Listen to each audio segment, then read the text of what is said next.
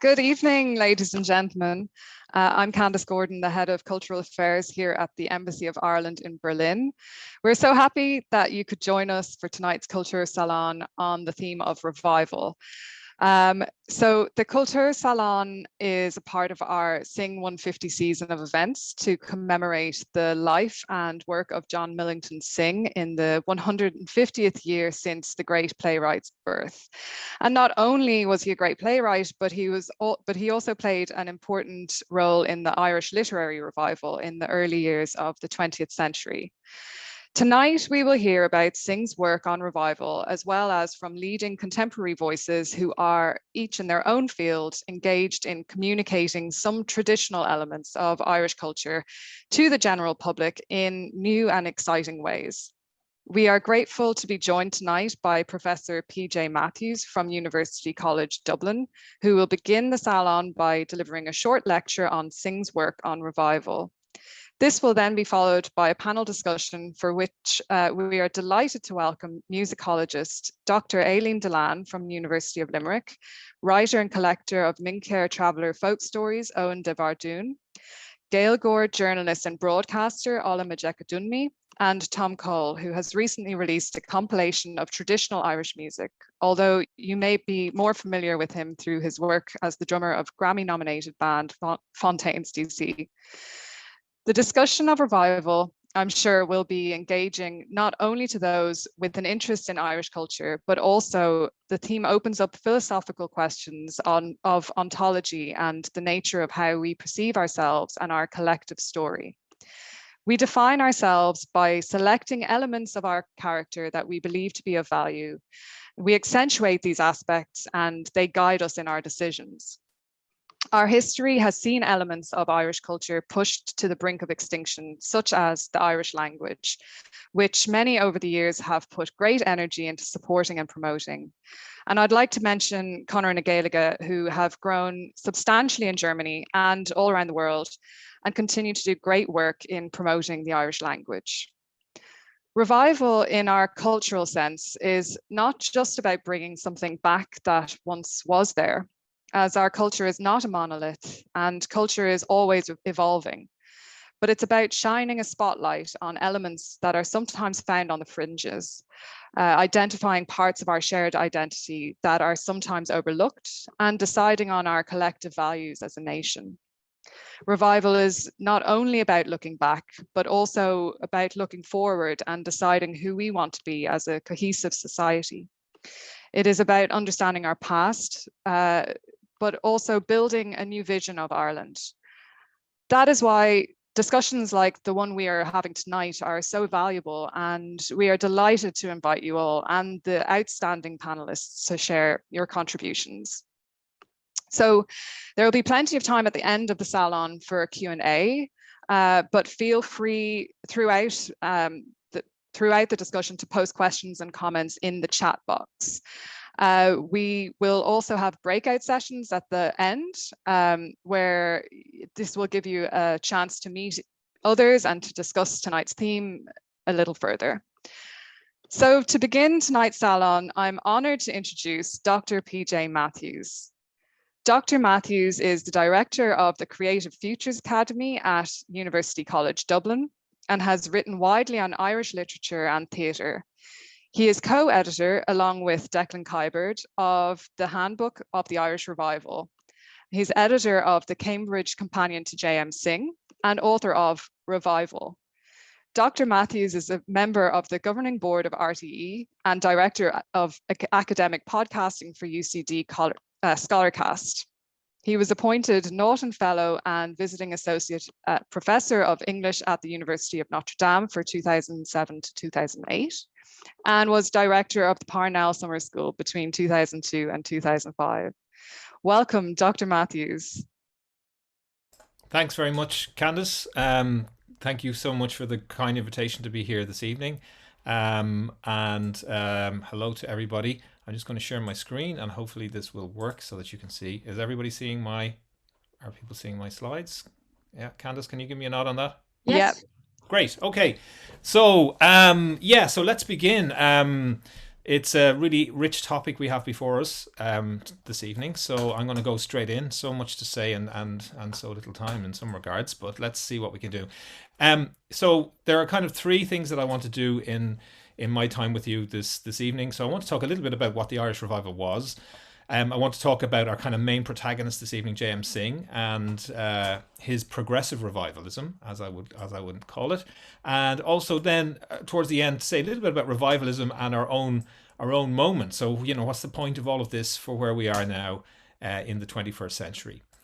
So let's go straight in. So when I talk about the Irish Revival, what I have in mind really is that kind of period between 1891 and 1922.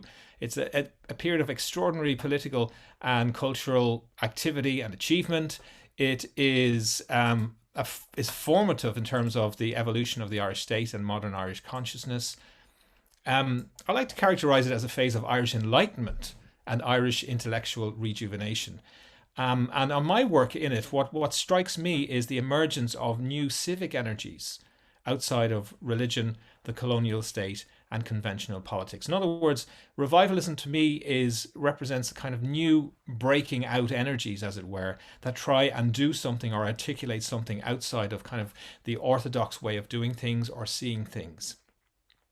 During this period, we see lots of new movements where intellectual exchange and artistic excellence were encouraged and where freedom of expression was upheld. Lots of vigorous debates about citizenship, dissent, personal liberty, education, political accountability, and national sovereignty. And I think a good place to start is with that kind of post-Parnell period. We know that Charles Stewart Parnell, of course, we associate him with the agrarian unrest and the land wars, and particularly for the drive towards home rule at the end of the 19th century. But ultimately, unfortunately, his mission ended in failure. And as a result of the inability to bring forward home rule, we begin to see a disenchantment with politics in Westminster. There's also the whole story of Parnell's disgrace, his relationship with Catherine O'Shea being controversial, his untimely death in 1891, and ultimately the split in the movement between the pro-Parnellites and the anti-Parnellites becomes such a dominating kind of event that it doesn't leave room for much else. And it's funny watching what's happening across the water in relation to Brexit now. I kind of feel that it's almost like their post-Parnell moment in a sense. Now everybody there is consumed with, are you a leaver or are you a remainer? And it's kind of a looped conversation. To some degree, Ireland was a bit like that after 1891 with the death of Parnell. The question then was, are you pro-Parnell or are you against Parnell? And there's a sense in which the kind of momentum that had been built up for some kind of change in Ireland's fortunes and constitutional status was lost. However, what it does do, and perhaps the Brexit moment may do something similar, is that it allows, as I say, a new a stream of energy to emerge. So in Ireland, post 1891, what we see is the switching of energy from the kind of conventional constitutional politics to other interesting areas, a lot of which are in the kind of cultural domain. So after Charles Stewart Parnell's death in 1891, we get the Gaelic League, founded in the Candice referred to in 1893. The Daughters of Erin in 1900. An important moment for us in terms of J.M. Synge, the Playboy of the Western World, and the riots around that in 1907, 1916 Rising. And then, of course, Joyce's Ulysses and the emergence of the Irish Free State in 1922. There's a few other moments along the way there, but just to give you a kind of a flavour of the timeline that I want to kind of think about. Central to all of this is the huge presence of Douglas Hyde, one of the founding members of the Gaelic League, and also hugely important for the blueprint for the Irish revival that he wrote, The Necessity for De-Anglicizing Ireland. The name is very much on the tin in that one. Published in 1893, it argued for the intellectual argument for the establishment of the Gaelic League, but a very interesting kind of meditation on Ireland and Ireland's culture, and again diagnosing a kind of paralysis at work in Ireland. Here's a quotation, one of the most famous quotations from that essay, where he says, "We must create a strong feeling against West Britanism. We shall find ourselves toiling painfully behind the English at each step, following the same fashions, only 6 months behind the English ones. We will become a nation of imitators, lost to the power of native initiative." So his real concern in that essay is to make Ireland the centre of possibility again, to restore the possibility that Ireland can be a place, its own imaginative centre, that Irish people can generate their own narratives of meaning without having to look elsewhere and take on the ideas and the innovations from another place in a belated way, as he says there, 6 months behind the English one. So begin to get this real sense that within Irish thinking, our momentum building up to make Ireland the centre of something again. We see it, for example, in the literary domain. Poem, I'm sure many of you are familiar with, the Yeats's "The Lake Isle of Innisfree." "I will arise and go now and go to Innisfree, and a small cabin build there of clay and wattles made. 9 bean rows will I have there, and a hive for the honey bee, and live alone in the bee loud glade."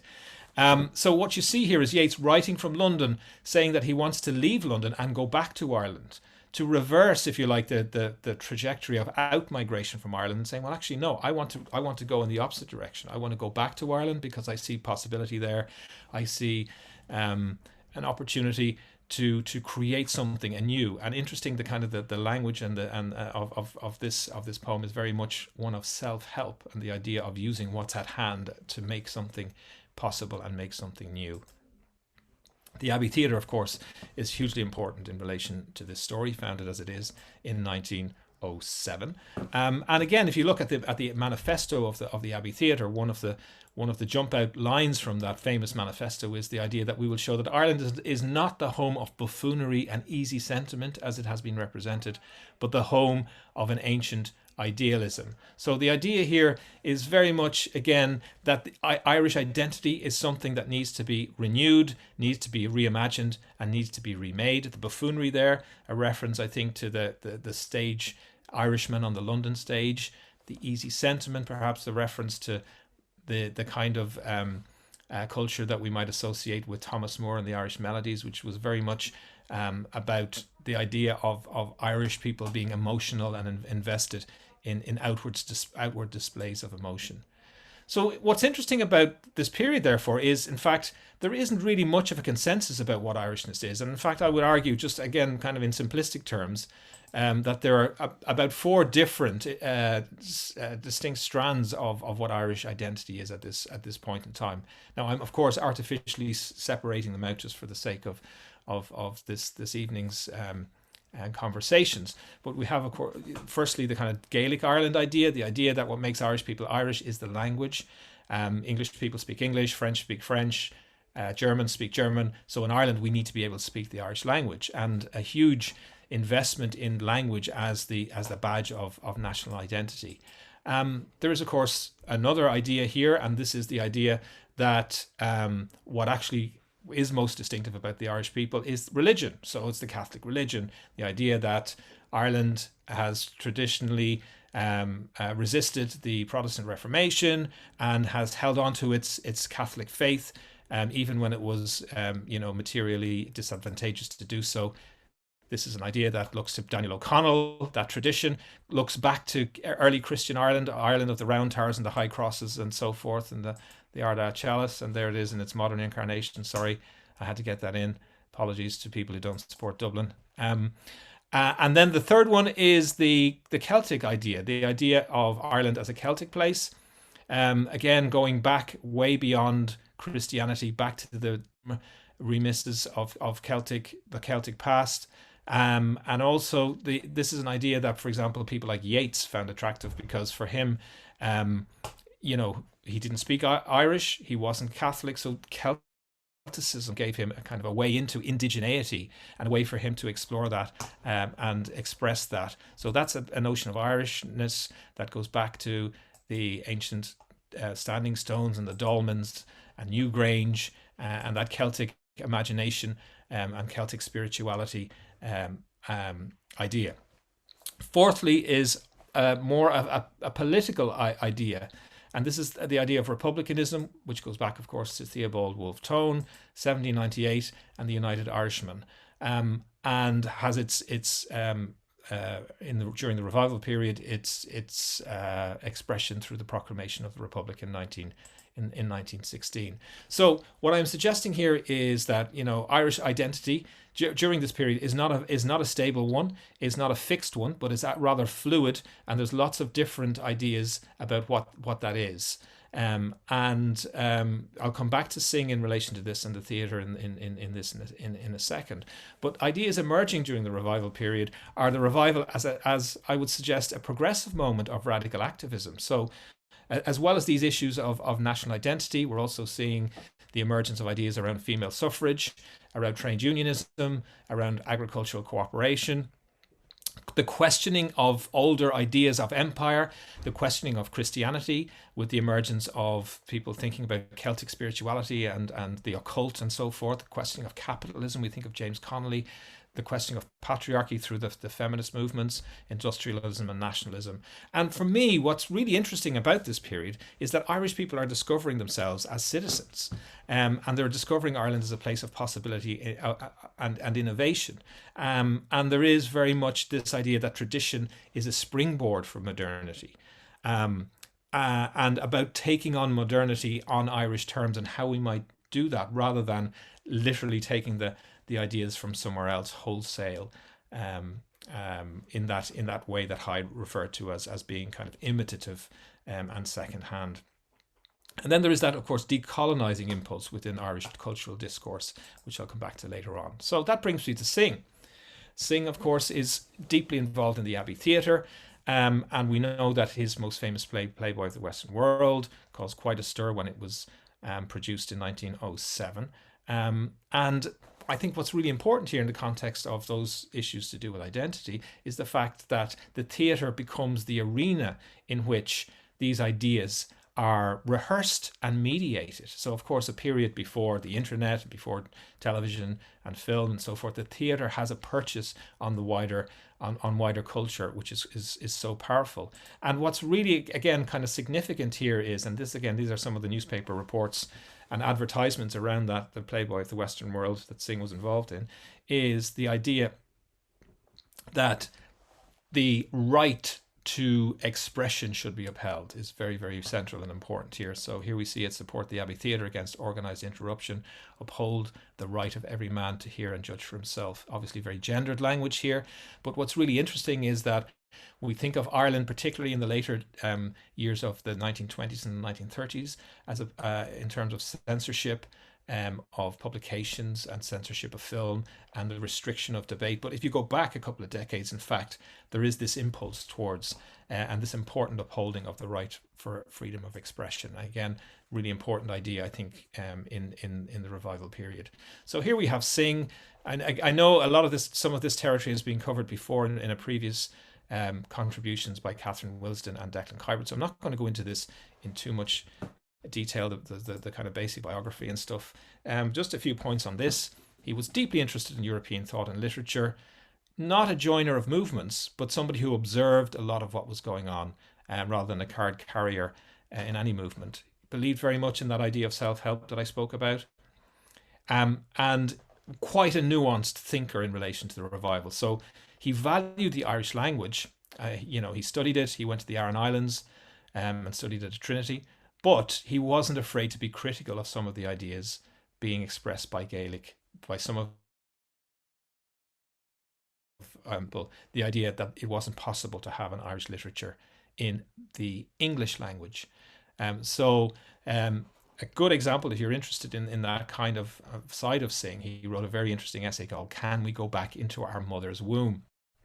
The idea being, that we can't roll back the processes of history. We can't go back to some kind of imagined moment before the British came or the English came to Ireland and brought their language with them. We have to kind of deal with history in all of its complexities. So you get, on the one hand, that valuing of the language, but this kind of reality that we can't go back to some kind of pristine Gaelic culture. And this is expressed, I think, very well in this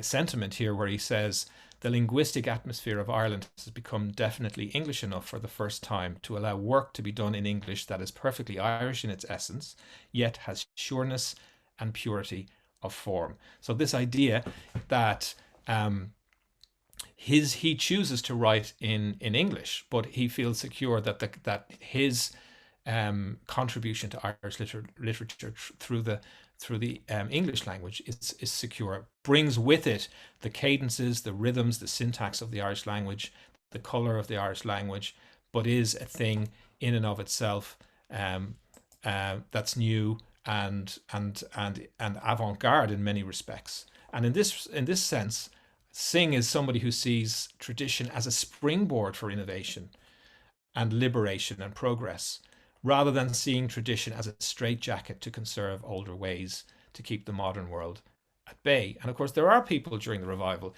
who think in that way. They want to keep out the modern world. They want to keep out modernity as a way of holding on to older ways in a very kind of conservative type of agenda. More about that a little later. Synge was also very progressive in his politics. He sides very much with the marginalized against the powerful, and works against the kind of settled orthodoxies in Irish life. And again, just to pick a quote from Synge, which I think encapsulates this very well. I love this one. He talks about the groggy patriot publican general shopman who was married to the priest's half-sister and a second cousin once removed of the dispensary doctor. So he comes up with a kind of formula, if you like, to express what he sees as a kind of a coalition of forces in Ireland.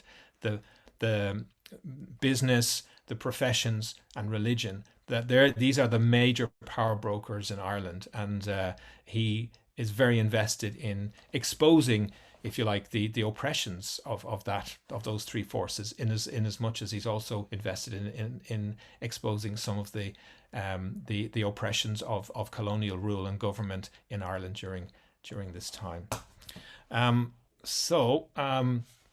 My final point on this slide refers to a description of Synge by W.B. Yeats, which I really love. He talks about Synge as being like an acrobat unrolling his mat before a marching army. So I think it's a great image of Synge, this idea that here's somebody who takes delight in getting in the way of the kind of relentless march of kind of orthodox opinion and orthodox conservative values. He's somebody who likes to get in there and upset the apple cart in all sorts of ways. And one of the ways he does that is by making travellers, tramps, and vagrants central to nearly everything that he wrote. So again, Synge is an interesting person in that he's a writer embedded in place, but he avoids chauvinistic celebrations of place. So if you think of Synge, we think of Wicklow, we think of Arran, we think of Mayo. But every time he writes in detail about place, he always celebrates nomadism, vagabondage, geographical mobility. The real heroes of his work are travellers and vagrants who are celebrated for bringing cultural traces and energies from other places. And again, I think that's a really invigorating approach, and has a lot to tell us in terms of where we're at in terms of Ireland today. He sees people from other places as invigorating and churning up again the settled orthodoxies of place. Now, of course, there are questions, and I'm sure Owen might have something to say about this. There's a politics about who gets to tell the story. So Synge was very interested in travellers and in the travelling community, but he mediated their stories. And of course, there is a particular politics associated with that idea as well. So I want to move on now, and the last couple of slides just finish up with some thoughts on how this relates to us today in terms of Irish revivalism and the issues that we face or have faced in the recent past and into the future, as Candace asked us to think about. To me, the Irish revival is most valuable and exciting when it's open and fluid and contradictory. It's such a rich period of debate, of disagreement, of different ideological positions. But people listen to each other and learn from each other, even though they disagreed with each other. And that's interesting. Also instructive are the debates about language, about politics, about gender, about class, about ethnicity and the environment, and Ireland's place in the world. We like to think that these are our issues and our questions and problems. Yes, they are, but they were also debated with some vigor and enthusiasm during the revival period. When I look back in terms of the recent Irish past, going back to the 1980s, I would say that during the 80s, we rejected essentialist notions of Irish identity. So there was a lot of debate, particularly around the Northern Troubles at the time, where people were uncomfortable with the idea that to be Irish is to be Gaelic and Catholic in that kind of unproblematic way.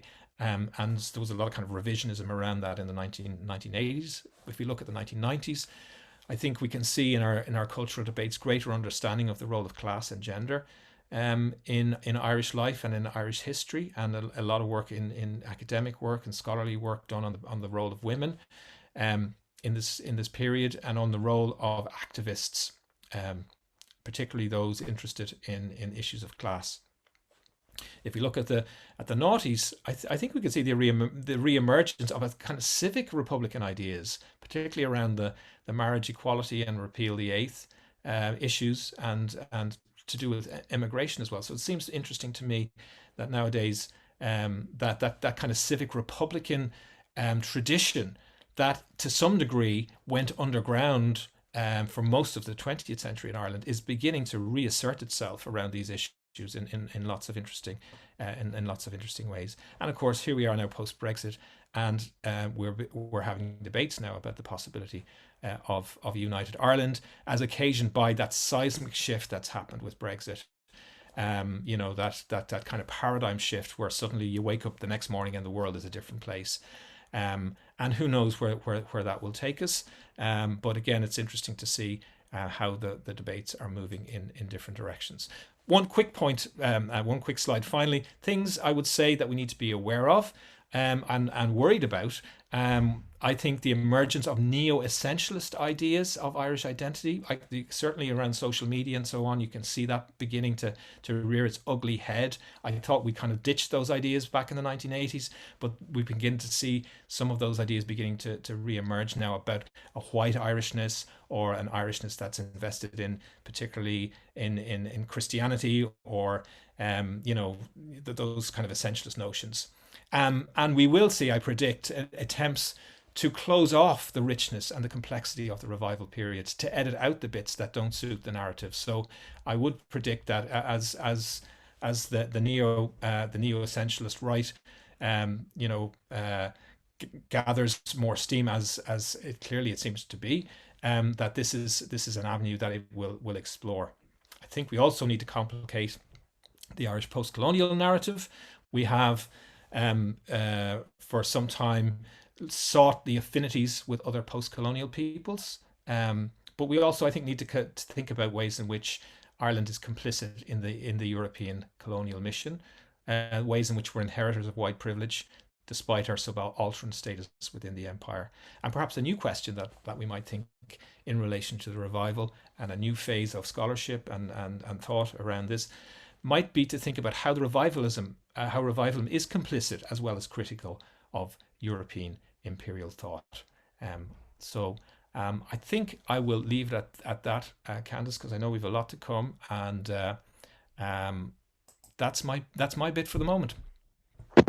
Thank you so much, PJ, and yeah, thanks for framing the discussion so succinctly in such a short space of time, with so much sort of just pieces of interest, and also just ending it with those thoughtful questions to ask, and perhaps the audience later would like to ask some more questions with that in mind.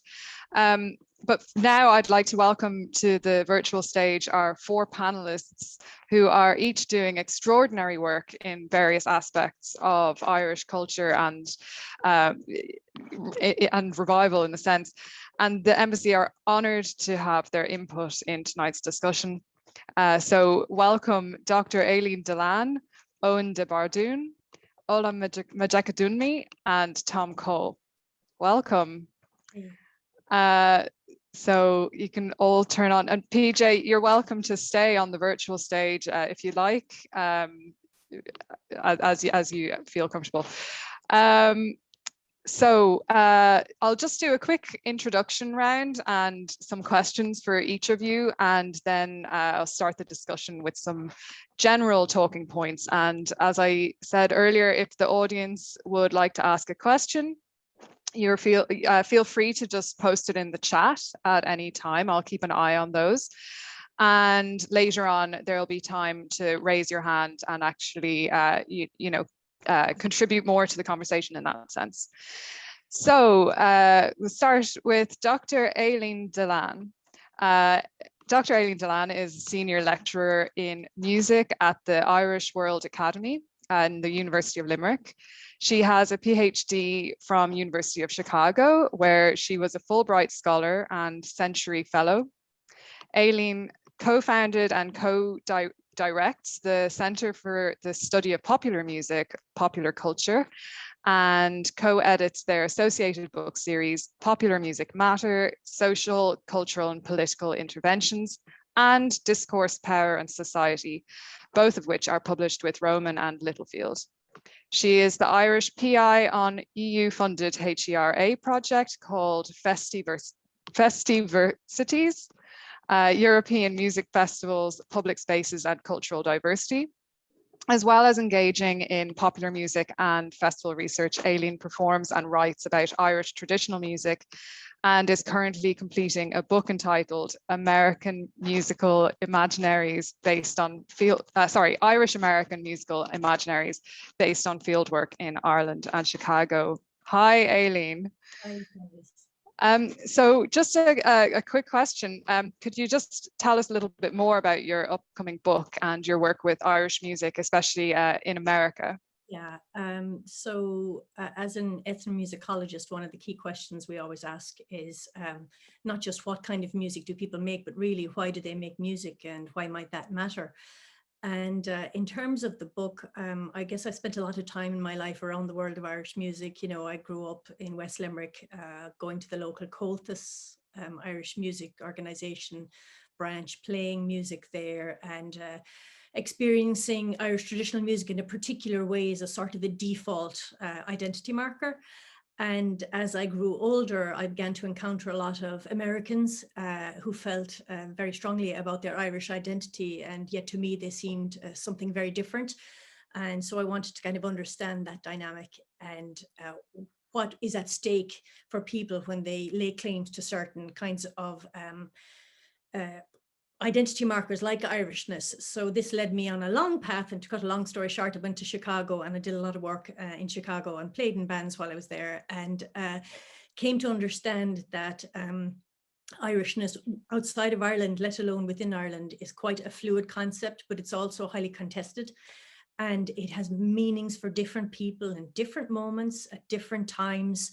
And there is no one thing, and that when we start to become embattled in politics around authenticity and belonging, we miss a lot of rich nuance. So the book explores those kinds of ideas in relation to the music moving to and from, in relation to local iterations of this kind of music, in relation to American citizenship and the politics of nostalgia and sentimentality. And yeah, that's broadly what I'm doing. So it's both historical, but really to do with, I guess, you know, in many ways, a lot of the themes that PJ just, laid out there for us. And like PJ, I think it's really important that as an academic, any work we do resonates in the presence. I'm very big into applied work and any kind of social justice element. So if anything I write or think about can help in, you know, us dealing with these kind of entanglements in a critical way, that's kind of what drives me. Great. Well, it's great to have you tonight joining the discussion. So the next panelist is Owen DeBharduin. He is a creative soul with a passion for poetry, folk herbalism, and preserving the beauty of Mincéir Traveller tales, sayings, retellings, and historic exchanges. He is manager of an education centre and a long-time board member of several Mincéir community groups. And he has had the honour of being vice chair of the Irish Traveller movement and a council member of Mincéir Widden. He seeks to pair community activism with cultural celebration, recalling old tales with fresh modern connections. Most of all, he wishes to rekindle the hearth fires of a shared kinship. Owen, welcome. Thank you very much. And I just want to say as well as that, PJ, thank you very much for an authentically interesting sharing. I found that quite fascinating. Owen, so I'd like to ask you a couple of questions. Firstly, I was wondering if you could tell us a bit about your recently published book, Why the Moon Travels. Particularly, how did the creative process start and how has the book been received? Well, quite interesting is that it's a collection of traditional folk tales retold in a modern setting through, I suppose, my own life and how I inherited those tales.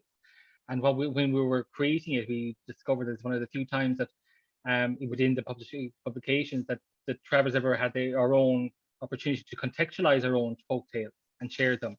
Because usually they're done to a very settled normative point of view, in which we're very surface level or very romanticized understanding of who Travellers are, and even a day of like almost exclusively being male-orientated thinkers and having no other kind of focus. And which is quite liberating for a community that's quite diverse. There's 40,000 of us, and we're quite a part of history. We've law, we've music, and the practice itself. I wanted to ensure that we maintained the tradition of oral storytelling. So how I did it first is that I actually recorded it orally in order to keep the rhythm and that reflection and that kind of almost that syntax kind of flow within it.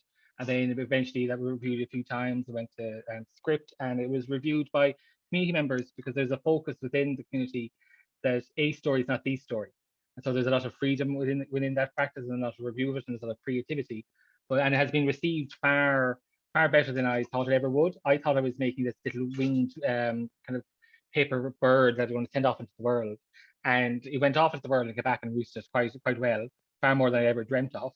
And I think that if anything, it has opened up conversations that we don't often have between the majority population and ourselves. When most people think of Travellers, they only think of issues, of conflict, of segregation, of accommodation, of death. They actually don't think of us at times, or have had the opportunity to see us as a people, as a person, as a collective individual, because there's no other avenue for that information, because there's I suppose there's barriers around social migration, and there's barriers around education, in which we're not even within the curriculum. So there's a lot of kind of challenges there that I can be very sympathetic towards the wider community, but also a lot of opportunities, because we have been a part of the Irish collective, we've been a part of the history. However, we very rarely, if ever, gotten the opportunity to present ourselves as we see this, rather than by the external. So it's a wonderful time, and I do think that it's part of an authentic revival and interest in the community, even among our language, which is quite heavily studied on an academic level, but very rarely engaged on a personal and community one. It's again great to hear from you tonight as well, and have your contribution to the panel. So next up we have Ola Majekodunmi. Ola was born in Lagos, Nigeria, and raised in Dublin, Ireland. She is a Gaelgeoir, an Irish language broadcaster, freelance journalist, creator and founder of Beyond Representation, and a board of directors member of both Forest na Gaeilge and Mother Tongues Ireland. She has been a radio presenter with Radio na Lifa for the past 6 years, where she presents the popular African Irish show Afra Era. She earned an honours degree from IADT in English, Media and Cultural Studies in 2018, with her final year thesis on the politics of Black women's hair.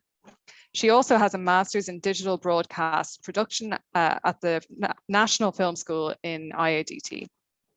She has written for the Irish Times, Journal.ie, Rogue Collective, Nos, Galdem.com and Feminine Collective, among others. She also contributes to RTE and BBC Radio quite often, and as well as the popular Mother Fuckler podcast. In 2018, Ola directed and produced the viral video, What Does Irishness Look Like?, which was screened at the Belfast Feminist Film Festival and Rathmullen Film Festival. Hi, Ola. Hi, Thanks for joining us. thank you so much for having me. And thank you, PJ, as well, for that fantastic presentation. I really enjoyed it. So, Ola, firstly, how did your passion for the Irish language begin? Yeah, this is a question that I'm often asked because I suppose people don't think I would be like the stereotypical Gaelgeoir, but for me, I started learning Irish in school. So I went to Gael school for primary and secondary school. And I suppose people find it surprising that my parents would have put me there, but I suppose you have to look at it from the lens of an immigrant as well. So when they came here, they were thinking, what's the best way for our children, our child to integrate? And, that was putting me in a Gael school, and me being the youngest as well, it was so much easier for me to be in the system. So I started out in the Gael school, I got on there, and it was great. Like, I didn't start really thinking about the language politically until, well, I don't want to say politically, but I suppose in a critical sense, until I was doing my leaving cert and I was studying Filarish with Sean O'Riordan.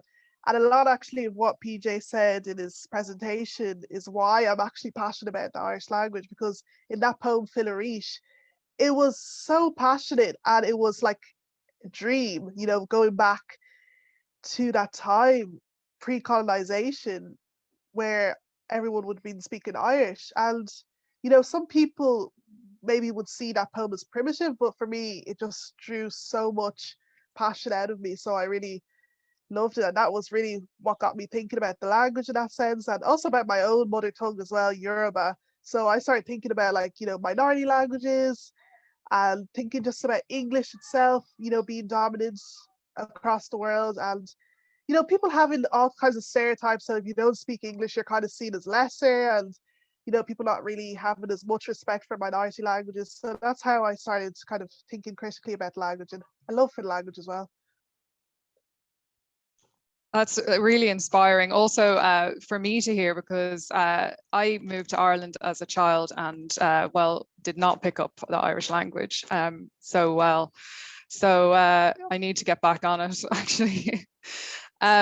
So lastly, we have Tom Coll joining us. Tom is the drummer for a Grammy-nominated post-punk band Fonatines D.C, whose second record, A Hero's Death, has received international acclaim, as well as Brit Award nomination for the band as Best International Act. Tom also runs his own record label, Skinty Records, and has recently released its debut, Gutsa Hashka. The ethos of the label is to promote traditional Irish music and song through reissues and compilations of artists, both old and new. Hiya, Tom. Hey, Candice, thanks a million for having me. Oh, it's great to have you involved tonight. So firstly, where did the inspiration come from for setting up Skinty Records and for releasing Gutsa Hashka, and what was the process like for you? I suppose I always kind of I always wanted to get into kind of record label stuff. I think a lot of people in bands when this whole pandemic started, it was kind of, they all had this kind of existential crisis of like, oh, okay, there's no gigs, what am I going to do? So yeah, I feel like yeah, I was home in Mayo at the time, living with my mom, and that kind of really rekindled my love for kind of Irish trad music, which is like, it's something that I always really loved.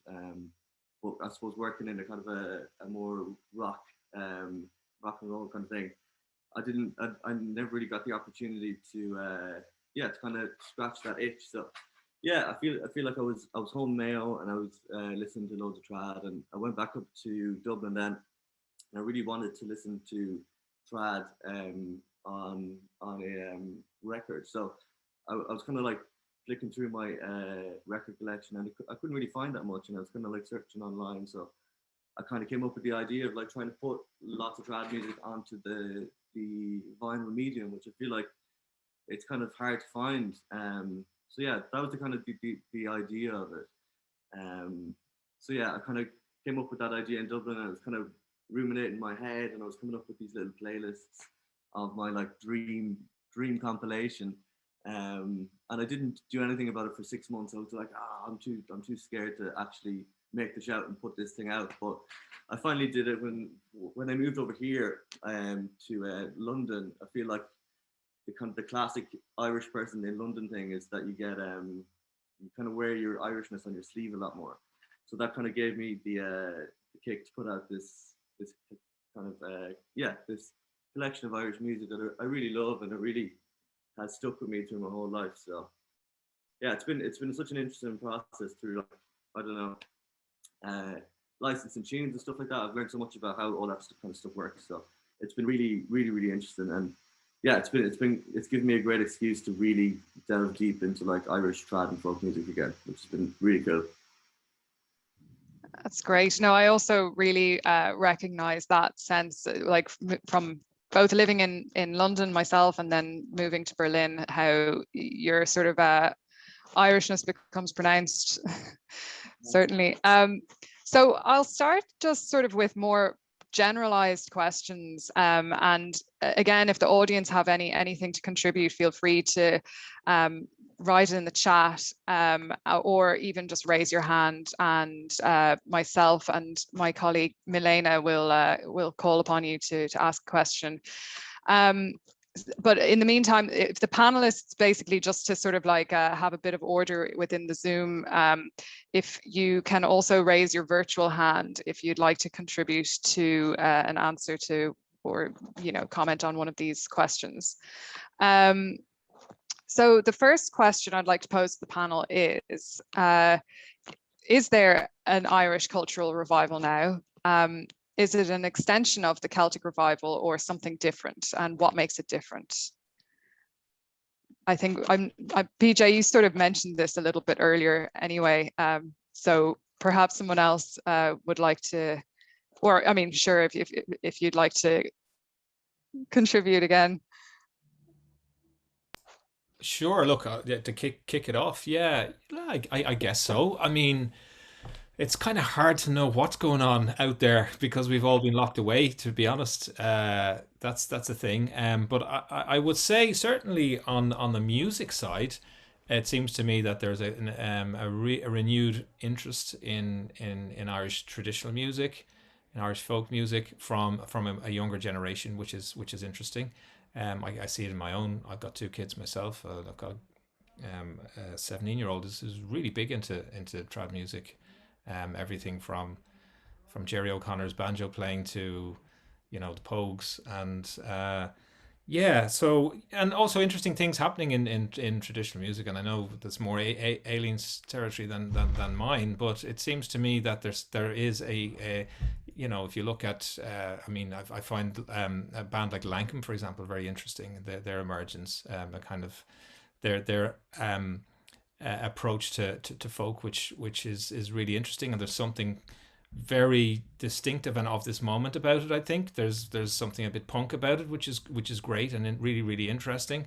There's a sense in which they're kind of exploring suppressed voices and rediscovering, again. So that reminds me of kind of what I was saying about the revival 100 years ago. The interesting things in the revival are those progressive energies. So where people are looking back into the past to find stories of oppression and resistance and of seeing the world differently, and using the past, I guess, to understand their own predicament. So I think there's definitely some of that going on at the moment. So I don't know if anybody else wants to come in on that.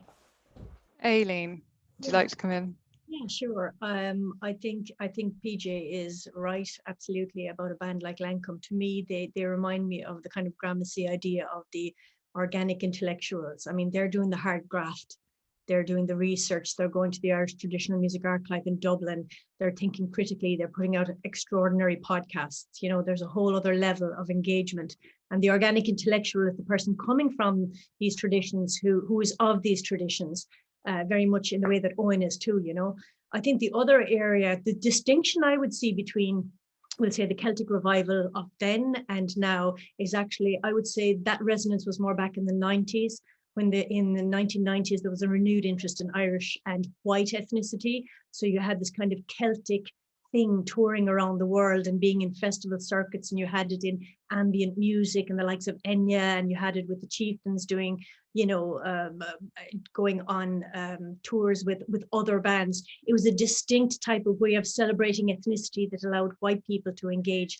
Whereas I think now what's absolutely fascinating in Ireland in particular is the manner in which particularly young Black Irish women and activists and intellectuals and performers and thinkers are coming in, especially in the realm of, we'll say, spoken word and hip hop, and taking Irish language and taking Irish mythology and blending it with African heritage. And I'm thinking of, amazing people like Denise Chaila, for example, whose song, spoken word song, Dual Citizenship, just completely manages to blend these kinds of things. Actually, a lot of her work does that. And maybe that's a natural move to get Ola to come in on this, but that idea of refabricating anew seems to me a huge moment right now. That's brilliant, and just very smooth pass of the baton over. Ola, would you like to come in? Yeah, I totally agree with what Aileen was saying there. I think it's really great the way, like, young people especially, I feel like the language is really cool now to use. People are starting to understand it's more than the school subject. People are trying to see now that it is actually a living language, and it's one that you can use in any capacity you want. I think before, people think it's maybe archaic language, associated with religion or whatever it is. But I think people are really seeing just how exciting the language is, and like Aileen was saying, using it in rap and spoken word, it's so exciting to see. And again, I'm seeing people of different backgrounds as well speaking Irish. It's losing that kind of like stereotypical ideas now, which I think it's really going to keep the language going, because I think for a long time people felt the language was very exclusive, and it was only certain kinds of people that spoke it, or people were thinking it's elitist and that kind of thing, which I don't agree with. So I'm glad that all these barriers associated with the language it's coming down, and people are realizing just how extraordinary it is and just how you can use it in any way. And I think another great example is Kneecap as well. Like, when they came on the scene, I just saw all kinds of people loving their music, and it's just great to see that people are really understanding how the language can be used. Yeah. Thank you. If there's no other additions to that, I'd move on to the next question. Owen, do you want to come in there, or are you applauding? No, I know. I applaud as well as coming in. I just say I very strongly agree with everyone here, and I think that when it comes to revival, I think all things are connected. But we most certainly have a larger platform for people to engage on, which is more options for access. There's a higher, I suppose, mobility around social inclusion, and the diversity that I'm hearing and feeling and seeing around our dance, our music, our songs. It's very contemporized. It's more about, for myself, about showing Ireland as it is, rather than what the dominant voice used to say it was. So I think that there is a shift in that within so many creative spheres. There is still a longingness, and I think I don't want to say confusion, but I think it's some sort of manifestation of what people interpret to be Irish. And as someone I know I said it earlier, but from a traditional community that was either excluded from Ireland, that the revivals were never inclusive of us, in a way that was very meaningful. So I think we actually have an opportunity to show and present and to work and to be critical and to review and to explore Ireland as it has always been, a place of great diversity, and a great contradiction and conflict and confusion, but a wonderful place of wonder at the same time. And I think that what we're seeing and feeling is something that's new and different, but most certainly has the echoes of the previous past journeys. Thank you. Ola, would you like to come back in? Or is that from the last? Oh, okay. Great. So we have a few questions coming in from the audience, but I just can't help myself to ask my next question, because I think it's kind of related to what you were just talking about. To just basically bring in the discussion into the realm of technology. So of course, technology plays a part in cultural movements, But how does modern technology such as social media shape the current revival efforts? From, again, my personal experience, I've been kind of like introduced to a world os Gaeilge through Twitter, which, you know, I understand sort of half of what's being said, and it makes me want to know what the rest of it is. So yeah, does anyone want to come in on social media or new technologies and how this sort of opens it up to the broader population? Yeah, I'll just come in there because as someone that uses Twitter, and Twitter has really been my base for a lot of like the work I've done as Gaeilge. It is a great place to even learn the language as well. I think people are less critical as well if you make grammar mistakes or that kind of thing. And again, like people need to understand as well, like everyone makes grammar mistakes as Gaeilge, you know, even absolute fluent Irish speakers as well. So I think it's a very inclusive place, you know, Twitter especially, and you just see as well, like people all over the world. There are people all over the world that speak Irish as well. You know, I've seen people in Brazil speaking Irish, learning it and everything. So yeah, it's just great to see, and it just shows you just how alive the language is as well. Thank you. Does anyone else want to come in on that? Aileen. Well, I actually want to toss it over to Tom because I think it's fascinating and really important that the technology he chose for the reissue was LP, because obviously Fonatines D.C. and Skinty, they're on Twitter and everything, but there's something about the material, I don't know, the materiality of the LP, Tom, that may have spoken to you. And I think, you know, how that connects would be really, I for one would love to hear about that. Yeah, I suppose I just love like having such a kind of like a physical and kind of tactile medium. I think it's just such a nice thing, and I feel like personally I like don't really like Spotify and stuff like that. I feel like it's a very like, I don't know, it's a very passive way to like listen to music. And what I love about vinyls is that it's just like, you know, it's a whole piece, and you like put the needle down and you're listening to the whole album as one piece rather than like swapping between songs. I think it's like a much older obviously it's a much older medium, but I think it's way more special for some reason. I don't know, I think holding it as well is amazing. So I think that kind of comes back to the idea then that if you think about how we're getting information to each other, it is brilliant that we have this hive mind, but at the same time it's quite piecemeal. And so there's something about the narrative form of an LP that's deeply attractive. So I guess if we use Twitter to get in touch with each other, and like I say, I follow all of these guys and it's my first time meeting them. So there's a way of bringing this kind of collective energy together to put all of these things out in a way that's, for those with technology, far more egalitarian. You know, we all have agency, but then it raises the question about echo chambers and aphoristic knowledge that I guess we have to be careful about. Yeah, absolutely. I feel like social media is such a great way to like spread ideas and spread spread what you're doing. But I feel like everyone has their own little echo chamber, so it's kind of like, you know, the information that you're getting on social media is kind of, it is that hive mind of like-minded people. So yeah, it's an interesting thing. Thank you. PJ, would you like to come in? Yeah, just on the general point about technology, I suppose if we look back to the revival of a century ago, technology was crucial there as well, in terms of the cheaper availability of print technology, particularly. So like everybody had their own newspaper. The Gaelgeoir had it on Cloud Sulish, and James Connolly had the Workers' Republic, and there was the United Irishman, and there was this kind of availability of technology just allowed people to form these communities, I guess, in a way that are analogous to social media today. And yeah, no, I agree with what people are saying. I personally, I think the social media thing, I use it myself, and it is at that double-edged sword. It's wonderful to redefine the possibility of community that's now global in ways that Ola has mentioned.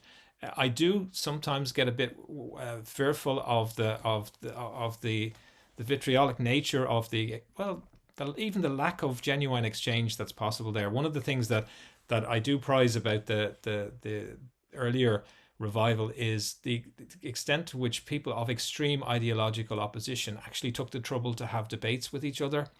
They read each other's contributions, their essays and their work, and that kind of exchange. Of course it still takes place, but there perhaps maybe nowadays a tendency for people, I'll include myself in it, to surround ourselves with people who think like ourselves. We follow people who think like ourselves, and that can often lead to perhaps the lack of that kind of exchange, that robust but respectful exchange, but maybe was ever thus. Okay, thank you. There's a couple of questions in the chat, and I'm just wondering if Niall or Jennifer would like to ask their question directly. If you'd like to, you can turn on your mic and camera and go for it, or else I'll ask. I'll read out the question. Yeah. Yeah. I don't know. Hi, Can Niall. you hear me? Hi, Yeah. sorry. Yeah, mine was a bit long-winded, so I may as well say it. I suppose the question is about, like, by their very nature, when we're talking about revivals, they're always going to kind of cherry pick the best bits or the most suitable bits for any given moment. And by doing that, they're kind of consciously leaving other bits that maybe aren't as suitable or are probably quite problematic in the past. So by doing that, though, is there a danger that, we're kind of doomed to repeat the mistakes of the past, and we can forget what might be sometimes important things to remember?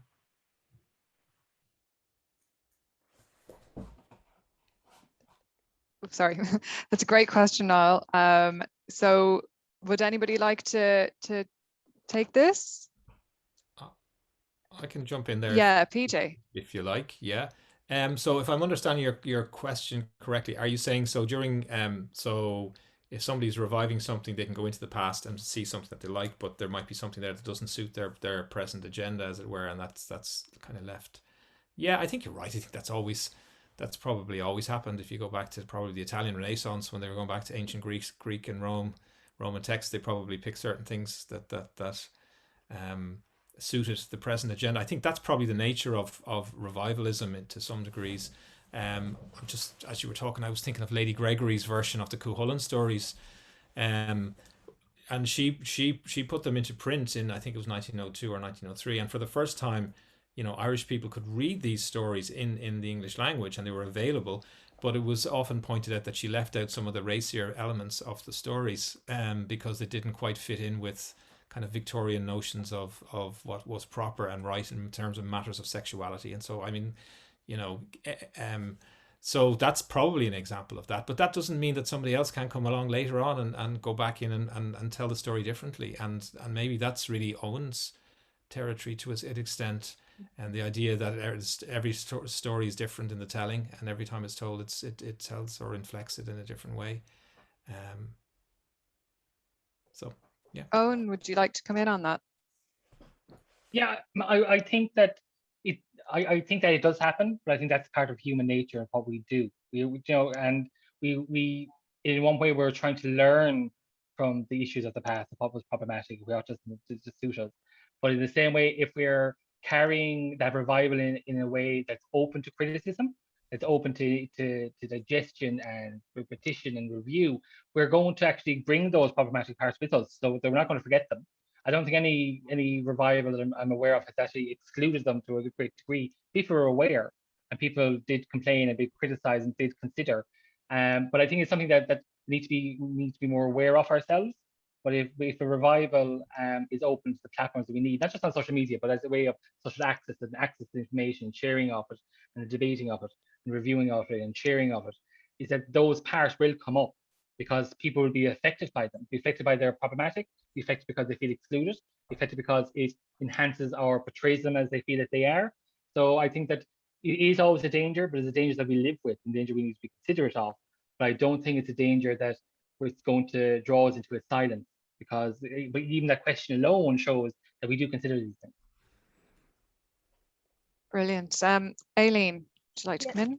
Yeah, I just wanted to kind of come in on BJ's point in his lecture about John Millington Synge and his kind of reference and his championing in many ways of kind of what we could call the subaltern, and the fact that, you know, people like Jack B. Yeats in his paintings as well also did a lot of representation of traveller women in particular, actually.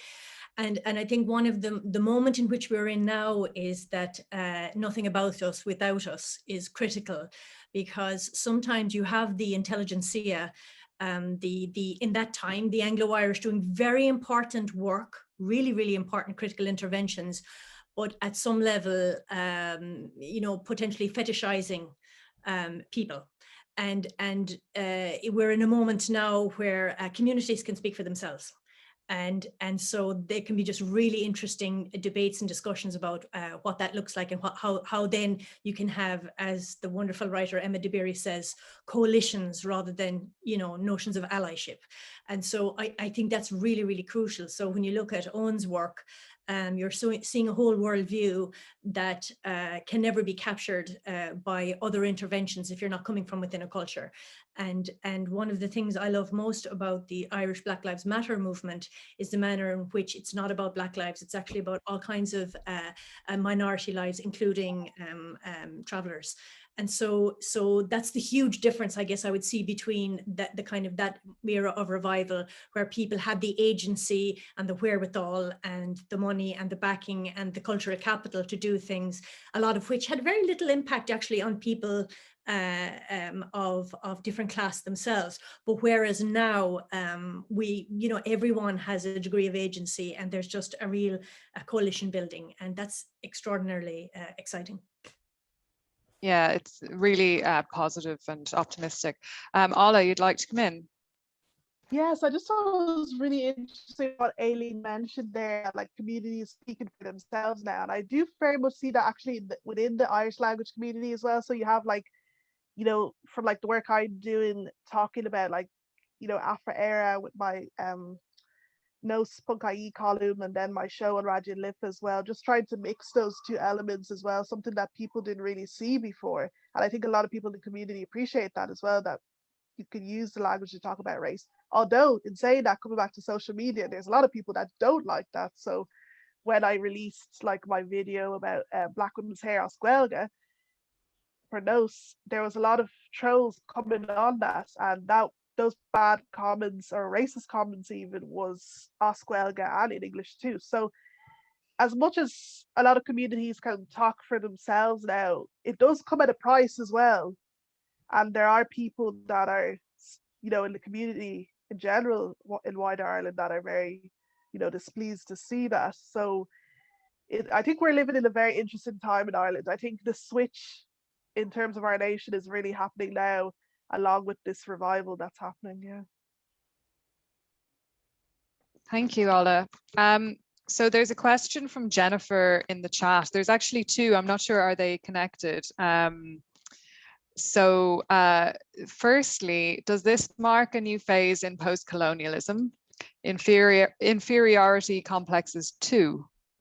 And then secondly, I thought it was interesting what Ola said about her thoughts on Irish and Yoruba and coming from places where English has been introduced. So would anybody like to respond? Ola, your hand is up, but is that? No, the last one. Yeah. PJ. I can come in here, yeah, sure, yeah. If I'm understanding the question correctly. I think it is a new phase in certainly Irish post-colonialism. I mean, I would have been schooled in Irish post-colonialism when I was doing my doctoral studies in the 1990s. And the sense there was that, as I said earlier on, that to align ourselves with you know, other post-colonial peoples and experiences and so forth in a way that kind of elided the question of race. It didn't really come into it. I mean, people often talk about, you know, John Mitchell, the Irish national leader, as a slave owner and so on. And I think it's right to call that out, and I think that's the job we need to do now. So when scholars are looking at the revival, they need to look at ways in which the discourse is complicit with some of those imperial ideas and around issues to do with race. So I think we are moving into a new phase there. There's absolutely no question, and there is a sense in which, as I said, the Irish experience is a post-colonial experience, but it's also a white post-colonial experience, and in some respects we are in the slipstream of European whiteness in that regard, and that needs to be looked at too. So I think there's a whole range of issues. Absolutely, go back to the revival period, look at how race appears. So there's been a lot of work done, for example, in anti-Semitism around the Irish revival period. But I'm sure there are lots of other questions and sources to be looked at in relation to race as well. So yes, I would say we are at a new phase there. Absolutely. I think this really comes to the fore in the US as well, because you have what are seen as a demographic in the 19th century that are painted in a very particular way, Irish migrants, and then this kind of individual pull yourself up by the bootstraps narrative that is, of course, hand in hand with individualism and capitalism and neoliberalism.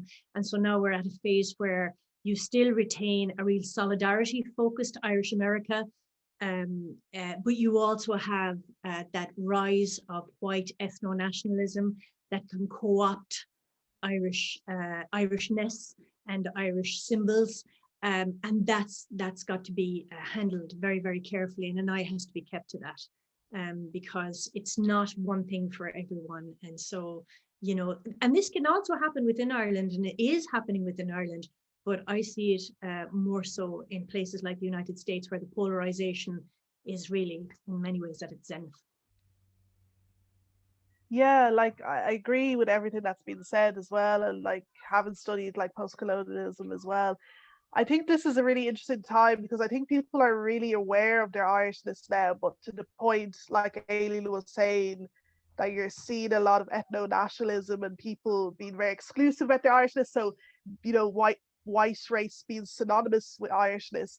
And then you have, like the community I come from, Afro-Irish, where we're still not really being fully accepted into Irish society. And if you take a look at direct provision as well, there's a lot of that's a big example as well. So I think it's an interesting time, but there's so much work to be done as well, that I think Ireland is only really starting to become aware of its multicultural society. I think before, people were just tolerant of it, but now we're being faced with it. Discussions are happening now about actual racism in Ireland.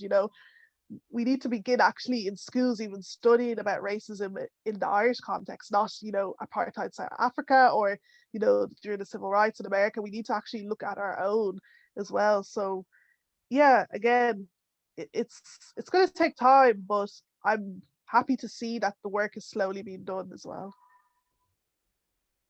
Thanks, Ola. Does anybody else want to come in on that? Okay, I'll move on to the next question, and if anyone in the audience has further questions, you can put them in the chat or raise your virtual hand. So I'll ask a question, and then Katharina Ranhack would be delighted to hear from you. Is there a difference between revival and nostalgia? Aileen? I knew you'd throw that one at me. I feel like I should pull Felix Morgenstern in. He's there in the audience. He's a wonderful piper from Berlin who's also just finished his PhD in relation to this, actually, in terms of Irish music in Germany, but that's for another night, maybe. Is there a difference between revival and nostalgia? Of course there is, but they're linked. There are different ways of thinking about nostalgia. People want nostalgia. They want to look back. Somebody like Synge looked at the Aran Islands as a repository for something very beautiful and pure, but he didn't want everybody to be living like we were all back in the Aran Islands either. It was something that was to fuel looking forward. So nostalgia, I think, is deeply tied up with the operation of citizenship, because it's about feeling tied and connected to something. And Irish music is very interesting in that respect, because in the way it has become a globalized music, especially traditional music, but you could say this for pop as well, it does a lot of labor because it goes straight to the heart. A lot of the old tunes, the first time you hear the pipes when you're abroad in London, like Tom, I'm sure he wept the first time he went down to a pub and somebody was singing a song in the corner. I've seen it all the time. I've seen it when I've performed in the States. There is something, that affective domain is huge. But of course, revival can also be a tactic. And so you can pull at the heartstrings in order to mobilize this imagined community to which we belong. That's Benedict Anderson's idea, that we belong to this imagined community. That's what a nation is. I don't know everybody in the Irish Republic or the Irish diaspora, but I can identify, because there are strategies of helping us know and imagine each other. And music is huge in that. So nostalgia, absolutely. But there are two types. There's a kind of reflective nostalgia that just goes, oh, that's the way it was, you know, isn't it lovely? And there's the restorative nostalgia, and that's the more politicized version. And the restorative might be seen in balladry. Let's see what's going to happen with all of this rhetoric around a united Ireland. Who knows? So it's a spectrum. They're related, but they can be different too. I'd be very happy to hear somebody come in on that. Felix, would you like to come in on that? Yeah. Hello everyone. And it's great to hear from everyone about these different perspectives. And just as the question of nostalgia comes up, a lot of my work currently is sort of thinking of real nostalgic longing and its multiplicity, and how nostalgic yearnings can be refracted in very complex ways. And I think that really goes back to the idea around revivalism, or sort of the revival of Irish culture more broadly, but it extends beyond different terrains. And really the question that we have to ask ourselves is, how do we think about nostalgia? And I think, thinking about nostalgic longing in its multiplicity, refracting things in different ways is a useful point. So for example, with the question coming up about, what role does technology and social media play in this? What we see right now is, yes, we see a rise in right-wing extremism across the board, and how Irishness sometimes becomes co-opted for that. But we also see grassroots initiatives that challenge sort of normative ideas around what Irishness constitutes in different contexts, and I think that's very important. So a lot of these initiatives happen from the ground up. It's social media mobilizes these, and I think that's important to bear in mind as well, that there is a space for critical voices to be heard, and I think that's where technology really comes into play here as well. That veers off from the nostalgia narrative here, but that's something that I wanted to address as well. I think that's very important to bear in mind. Thank you, Felix. PJ. Yeah, there are really interesting points. I suppose going back to Synge, where we started earlier on. Synge is a revivalist, but he's a critical revivalist, and for me, that's a really important thing. Synge doesn't really lapse into nostalgia. In the totality of his work, if you think of something like Riders to the Sea, great play, which in some respects you say, oh, it's a kind of a celebration of the ancient Gaelic way of seeing the world, and he was meticulous in a lot of his plays in documenting costume and the way people spoke and so forth. But there's also a clear message in the play, that there was something within the dynamic of Gaelic Ireland that couldn't that couldn't withstand, modernity, and that we can't all be going around eating rotten fish. That's no fun there, and that you need to get off the island and go to Galway and sell the horse and be a bit enterprising, or else, you atrophy and you collapse. So I think the idea of revivalism should always bring with some kind of new energy with it. If it's about sort of going back and trying to keep things in an imagined sense of how they always were, well, that's I don't see how that's any good to anybody. So that idea of, as I say, of adding or reinventing or even using tradition as a springboard to something new is a much more preferable way. And I would say also about nostalgia and nation, and there's a difference between nation distinction to be made between Yeats's idea of nation and soil and connection to the great figures of history and September 1913 or Easter 1916. Synge is very invested in place, but he doesn't mention any huge political figures. He's more interested in how, the big historical and political events reverberate and hit people in small local places in different ways that are often beyond their control, and what their response to them might be. And again, go back to the idea of Synge being very invested in place, but not the kind of spiritual immersion in place. It's always about the new energy coming in via somebody who's traveling in from somewhere else. And that nostalgia, therefore, or that torpor even, can be usefully disrupted and churned. So they would be things I would pick up on and connect to. That is the danger, PJ, actually. That is the danger, that nostalgia just becomes a holding pattern for very bad behaviors, actually. Yeah. And it becomes a place of exclusion, not of inclusion. That's exactly. At its worst. Yeah. Otherwise, it can just be a place to deal with grief, and that's okay too. Yeah. But yeah, that's a great point about Synge in that respect, for sure. Thank you. Oh, go ahead, Ola. Yeah, I just wanted to quickly come in there from what Aileen was saying there as well.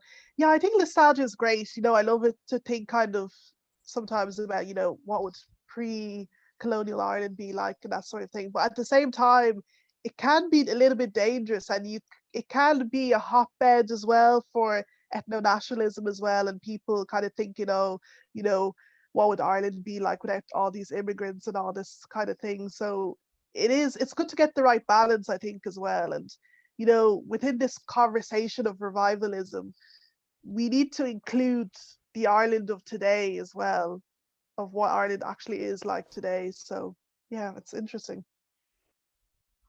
Thank you. Would anybody else like to come in on that point? Sorry, go ahead, Tom.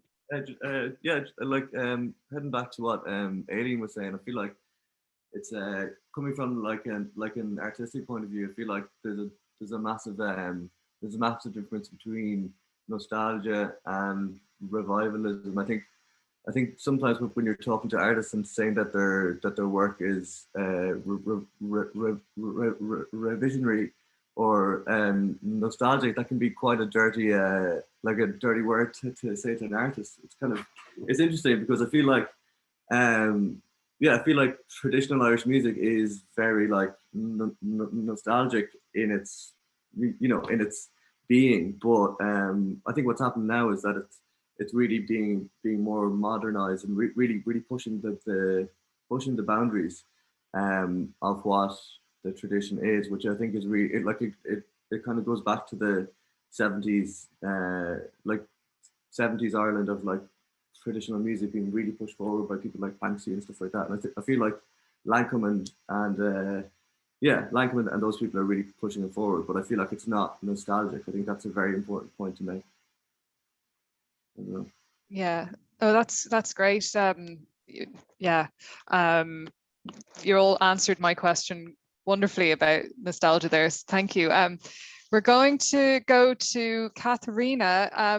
Katharina, I'm wondering, hi. Yeah. Hi, hello. Would you like to ask your question? Yes, thank you. Maybe you've already seen it in the post, in the chat where I posted it. I'm really also interested in how popular culture and arts contribute to contemporary forms of citizenship.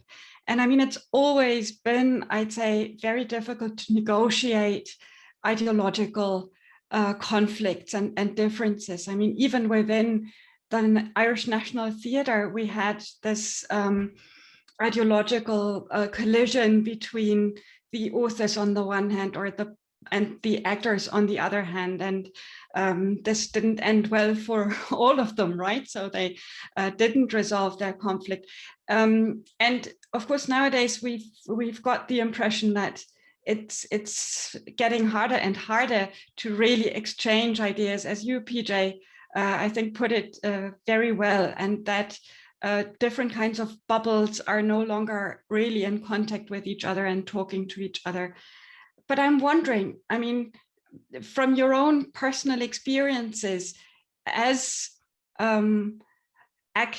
active artists, or also especially I could imagine as broadcasters and radio shows, but in all kinds of discussions in the public realm, can you really confirm that, or could you give us some positive examples of the fact that it is still possible to engage in potentially conflictual discussions?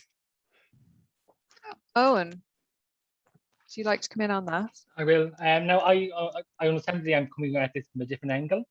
I'm from a community that is collectively known as travellers, although we live in Kerry. And why we're known as travellers, our normalism is illegal under the traditional context in our country. So, so I'm well used to having conversations with people around the erosion of our identities, around provisions, around kind of cultural context. And I think a lot of it comes down to three main things for myself: would be power and the placement of power, agendas, and then also advancement. Most people are decent people who want that to be, I do believe, want the world to be a better place. Where the difficulty comes up is, does it suit their agenda and their worldview of what the world should be like, especially in a contemporary of what Ireland is and how Ireland should be. But also power dynamics. Often we see, I suppose, moments of people in very open discourse. They're on a often very even platform in which they can be heard and they can hold that stage to speak. And I have found in more recent times is that people who wouldn't have had that space to speak, either with the social access, the financial or social collateral, are gaining it, because there's other places for people to speak. Now, it's not perfection, but those spaces of discussion are opening up, and there is a tendency to go into our own little bubbles. But as someone like kind of Michael, we're never in those bubbles in the first place. We weren't into those discussions. So it is a brand new opportunity to say, you probably don't know us, you probably haven't spoken about us, you haven't spoken with us, but there's an opportunity here for us to actually to start the conversation. While other people may have had them within their own circles in the past, and most certainly we're not having them with us the way they need to happen. So I do think that as a positive, and I do think that at core, like I've been in situations that people are being so incredibly conflictive and denying and deeming some of part of my identity. But it's coming from place because they genuinely do think they are correct. And once you start picking at those, you start relying that people will come to mostly to the, unless there's some battle about it, to the understanding of you're a person looking for your own agency, just like they are. So I think there is opportunity, and I am a little more hopeful than I was in the past. But again, many of us are very new to these spaces. And I think that we need to be very aware that it's not always the quite settled normative voices, or people who had the social collateral or access or mobility, but that there is a shift in that placement of power, and I do very much welcome it. Ola, would you like to come in on that? Yeah, I think it's very interesting what Owen was saying there, and as someone from a marginalized community as well, I think for a lot of Irish people for so long, a lot of people just want to stay in their bubbles. So I mean, just think about how so many people didn't even know for so long direct provision existed. I knew about that growing up, like what I've heard stories and that sort of thing, but for so long people did not have a clue. And that's just, it's unbelievable when you kind of think about it in that sense, that everyone's just in their little bubbles. And I mean, we can talk about this in so many different aspects, for the Irish language, for example. So many people see the Irish language as a bubble. And I was even talking to my partner about this. He's not an Irish speaker, and he was telling me, like, if you're not an Irish speaker, that world is just so alien to you. And for me, as an Irish speaker, that's really interesting to hear, because being so involved in that community, it's hard for me to see why that would be alien to another Irish person. So I think it's really just about discussion, and it can be hard having these discussions, but I think it's really down to people just being open to it. I mean, take racism, for example, as well. A lot of people have been open to that, speaking about that, or hearing stories about that in the last year because of Black Lives Matter and everything. But there's still so many people that don't want to hear it. And, I've fallen out with people because of that as well. So it's very much just, it's hard to have these discussions online. It's not the best place, but I think having discussions like this is really vital. Yeah. Thank you. Go ahead, Aileen. Oh, you're muted. Thank you. Ola hits the nail on the head, I think, in terms of identifying online platforms. That's one thing COVID gave us, was spaces. Yes, they're moderated to a degree, Katerina, but they are still spaces where some of these exchanges can happen. Look, as an educator, I recognize that the power dynamic is different, but I'm really conscious of it when I step into a university classroom. And I guess one of the ways I've sought to at least try and address the multiplicity of voices is to, you know, make real efforts to seek out people from minority communities who are interested and willing and more than capable of doing guest lectures or tutorials within anything I teach. And this can be the first time actually that students will ever have been taught by somebody of African heritage or somebody from the Mincéir tradition. And it is still an uneven space in that maybe as a student they don't feel they can react in the same way, but I do try to create these spaces and opportunities to talk and to debate. And during COVID, it's been astonishingly powerful, actually. And I guess maybe, I imagine it's the same for other writers in this group tonight. I think we all tried through our writing to do that, but again, those spaces can be closed. But I'm very heartened to hear Owen say that more and more we are creating these kinds of public intellectual spaces, but also simply public spaces, actually, to do this. And I guess, you know, hats off to the embassy in Berlin for doing this. You know, thank you. Oh, thank you, Aileen. I feel so privileged to be able to share this Zoom with all of you. You're fantastic, and this talk has just been absolutely brilliant. I've loved it. So we have a little bit of time left. If anyone wants to ask one more question, maybe from the audience, I might just go for one more question, if you are all feeling okay time-wise.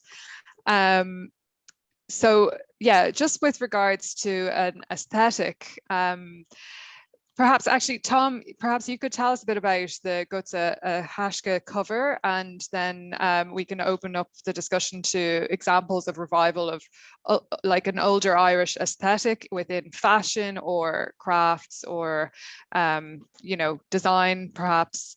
It's something we haven't really talked about yet tonight. Yeah, I actually have a copy of here. It's the record based on the in Éireann stamp, which would have been a kind of a Gaelic revivalist kind of symbol back in the early 20th century. I'm sure PJ could talk much more about it than I could, but yeah, it's kind of based on that, and I feel like that's yeah, it's going back to that idea of revivalism, and kind of it's such a bold symbol that's kind of like very inherently Irish, and it was a very proud thing back in the day. So I hear. So yeah, that's what it's based on. But yeah, I feel like now is having a real moment of kind of yeah, like even like fashion is having a big moment of kind of like really getting in touch with old Irish kind of symbols and like reappropriating them. And I feel like I'm seeing that quite a bit recently, which is really cool. But yeah. Aileen, do you want to come in on that? I was just thinking the Irish Tour Sport has just recently launched a campaign. Is it with the makers of Assassin's Creed, that online game? Because they have a new chapter in that where they now go to Sligo and across to Meath and up to Northern Ireland. So there is an energy for sure around that. But I would say that the Celtic kind of Gaelic Celtic, more Celtic-y design has a long and venerable history of being tied to commodity culture. I mean, if you go back to the World's Fairs back in Chicago in 1893 and then in 1934, I think Emer O'Connor has a great book written on this about Irish art and craft and the way in which, I guess, the Irish Free State, when it established itself, was very savvy about branding. And there was always a fantastic modernity with these kinds of things. So the idea of the either or, tradition or modernity, actually, I think is a false binary. It's both and. And so you're seeing it in tattoos, you're seeing it in jewelry, which you saw 150 years ago. You're seeing it in CD covers. And maybe one of the great things aesthetically about the kind of Celtic design or bringing back Gaelic fonts or things like that is that they have a beautiful kind of edge to them, and they have an association that's kind of all encompassing. They're not literal, they're representative, and they're really graphic and they're strong. So I think yeah, I think we're seeing more comics, we're seeing more animation, we're seeing stuff coming out of the Kilkenny studios, Brown Bag. Beautiful, beautiful work. And that's then falling into music. So there is a whole type of revival again that's expansive, and that can also connect with kind of the medieval stuff, and that can connect with, curiously, Afrofuturisms. So there's a kind of a new Irish or Hiberno-futurism that's happening that's very dynamic and exciting. PJ, you'd like to come in on that? Yeah, sure. Yeah, look, it's a really interesting topic, and I think that's a beautiful thing you have, Tom. It's that covers is magnificent, and it does go back to kind of revivalist ideas of, I guess, of self-help. It's a bit like Yeats's The Lake Isle of Innisfree, you know, I'll go onto an island and I'll build something myself, whatever's around me. So that kind of Dient and Erin idea, the self-help idea, in some respects is kind of, I guess, an anti-globalization before we had globalization idea. You know, it's a critique of commodity culture, and it's there on Synge. If you look at Synge's book on the Aran Islands, and he marvels at the way in which people, you know, he's a guest in people's houses, and he realizes that lots of the things in the houses have the stamp of the people who made them on them. And in a sense, it's almost like a Marxist critique of industrialization going on there. Now, we can go too far with that and always say that the Aran Islands has to be kind of frozen in that moment, but I don't think he goes there. But certainly craft and arts and craft is a very big part of the prior revival, and the Yeats, Lily and Lolly Yeats, are really important in this, and often the women are really important in relation to this. So their work with the Coll press, in their craft around printing and around design and so forth, very, very pioneering in many respects. And part of me also thinks that this is tied into, I suppose, the passing of the analog world to some degree. I mean, there's a lot going on now around, you know, vanishing shop fronts and, you know, that kind of material culture that's just going to go now, because we live in a world where everything is just, you know, easily reproducible and so on and so forth. And just as you were speaking there, I can't help myself. I reached for my bookshelf to pick up this. Aileen mentioned this handbook. This is the Serstat Erin, the Irish Free State handbook. And you can see the kind of design that was fundamental to it. And she's absolutely right about the early Irish state, you know, being very invested in branding itself and so on. So lots of interesting examples through the decades on that. Ola, would you like to I just wanted to say a quick thing. Like, I feel like as a nation, we don't appreciate Irishness enough. Like, looking at those incredible designs there as well. Like, I just feel like people don't appreciate Irishness enough at all. And when PJ mentioned globalization there as well, just got me thinking, like, whether it's the language, the music, the culture in general, like, I think we really don't at all. But with the revivalism, you know, that's slowly changing, and I think people are getting a lot more, they're seeing a lot more into themselves now as well. And with talks of, you know, United Ireland and everything, I think people are starting to really, you know, especially with the lockdown as well, people are looking at what's in their back garden and what's in, you know, in their 5K or whatever it is as well. So people appreciate things a lot more, I think, now. Thanks, Ola. Owen, would you like to come in on that? only to say that I would very strongly echo what's been said. I think that there has been a loss overlooked, and I do think part of that kind of the revival and that association is reaching back to how, as I say, that we were quite good at, I suppose, labeling and trying to put ourselves in that sense of kind of like who we should be looking at. And an example of how, however, that can go quite right, horribly wrong. My mother's people are from Nan, and then everyone knows the area. She said when it came to St. Bridget's Cross, there was an extra arm. So growing up, she would hate RTE because they'd have the four crossed, and it annoyed her so fervently that she'd always complain about it every time it came on. Because I think that there is ability to say that we were celebrating it, but also we were reducing it to a very short package. You know, I think what we're looking now, we had an opportunity to go back to that and see where it was, and to really explore it and really give new life to it. And I think that is happening, and then I think that the increase in diversity and thought and idea has really led that on. And I hope that we never try to go back to this place of trying to create, and I understand why it happened, that people try to create this kind of monoculture, we want to be safe and structured, when in fact that's actually incredibly damaging and limiting, because it always excludes people. So I think that the way things are moving now, by keeping one ear to the past but our eyes to the future, I think we will have a very happy, harmonious, I suppose, convergence of both. That's a wonderful sentiment to finish tonight's discussion. Thank you all so much again, just for your participation and sharing your great ideas on tonight's theme. We're going to break out into these breakout sessions for anybody who wants to stay and chat with each other. They're randomly allocated, so it's our little bit of sort of chaos in the Zoom. You don't know who you're going to wind up in a room with. For those who will leave now, thank you all so much for joining us.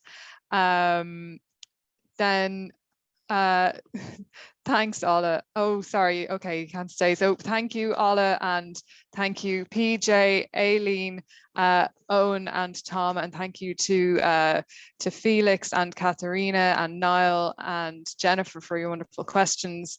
And I'll say good night now, just for the purposes of ending the video, which some people will be watching on YouTube, and we'll see you in the breakout sessions.